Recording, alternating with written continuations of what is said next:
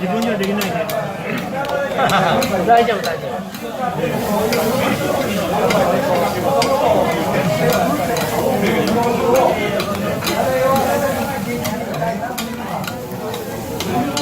あとは広げてみて。もう食べてください。ちょっとしたこれ食べないよ。で食べてみて味を使ったらおソース足したり辛いの好きならしてみてください。あとに合うのでこの手食べて。開きなさい。ごめんね。開ける。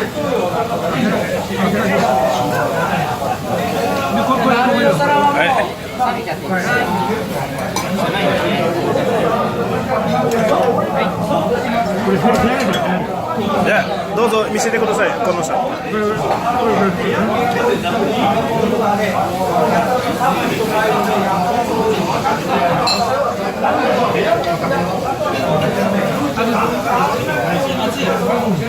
そのまま食べるんですか？